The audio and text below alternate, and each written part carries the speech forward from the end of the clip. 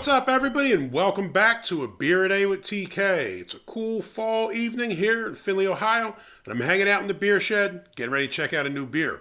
While on my way home from work today, I stopped by Kibbee's, one of my favorite little beer shops in Bluffton, Ohio, and I picked up a couple six-packs. All the winter beers have hit the shelves, so I grabbed some Mad Elf. I grabbed the Delirium Tremens or the Delirium Noel Christmas gift pack and a few other things. And I went around, they have a side with kind of single tall boys and single bottles. And I saw this one in there, Deerslayer beer. Now, I've never seen this before, so I had to scoop it up. When I looked on the side here to see who made it, it says Contra Brewing Company, Cooperstown, New York. Now, the only other brewery I know about from Cooperstown would be Ommegang. But when I went and looked this up, it said that this is a contract brewery. So I went to the website, and it was kind of neat. It looks like some guys started to have this beer made, and I assume they went through the contract brewery to brew it for them. And it said it's brewed by people like us, for people like us.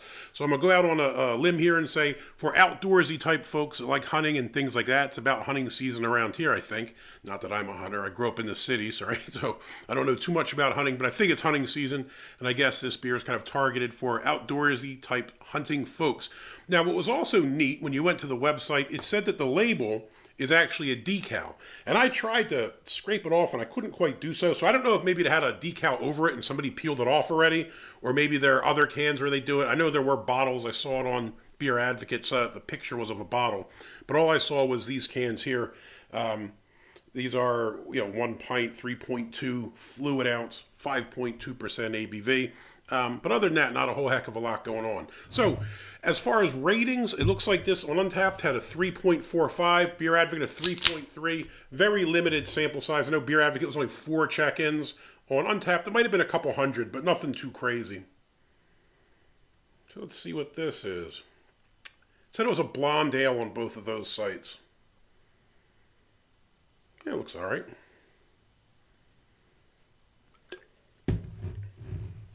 So, if I break out my Brew HQ SRM chart, that's kind of a straw color. It's kind of light.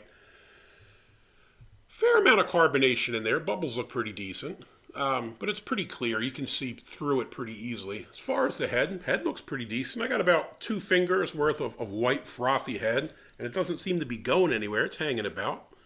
When you find something like this and you don't know what it is, I'm always kind of worried. Especially, I think I paid $2.50 for it. Is this just some kind of macro thing or, some microbrewery thing I'm unaware of, or do one of the macros try to fool me and release something as a microbrewery and you think it's new and it's really just one of the big boys own it? Smell. Yeah. Maybe light bready malt. No, I'm not really picking up any hop presence. Smells a bit sweet. Now, I would say this. I don't think it's like the gross sweet. A lot of the macros kind of have a gross sweetness to them that I don't really like. When you smell it, you can pick it up right away. I don't think this smells that bad. Yeah, it smells all right. Let's give it a shot. Cheers.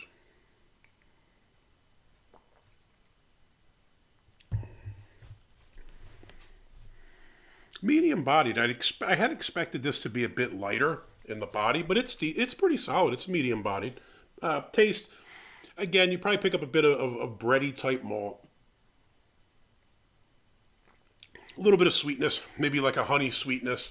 Hops, not a whole lot going on. You might pick up a tiny, tiny hops presence, if anything. It's almost unnoticeable.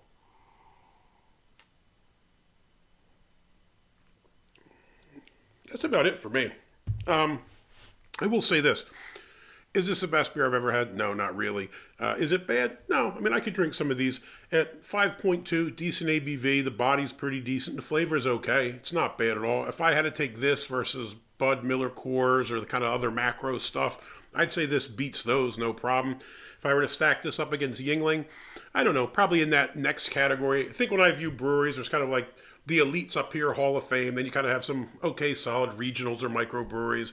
Then you have kind of the borderline ones. Are they macro or are they micro still? And at the bottom you have the macros. Not to say that all macros suck, but just kind of how I view it in this hierarchy.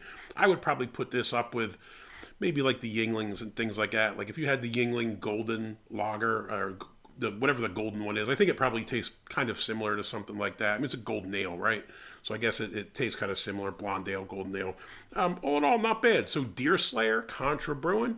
This is a nice little find on my way home from work. and you get a thumbs up. I would drink another one of these. If you liked the video, please give me a thumbs up, hit that like button.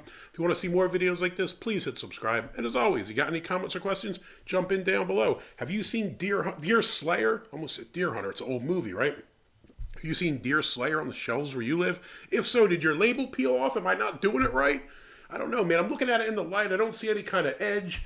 It would have been super sweet if I did have that decal. I would like to put it on the beer fridge. Maybe I'll have to go and check the other ones out and see if they have labels on them. Maybe someone beat me to it and stole the label. I don't know. Hey, till next time. Cheers.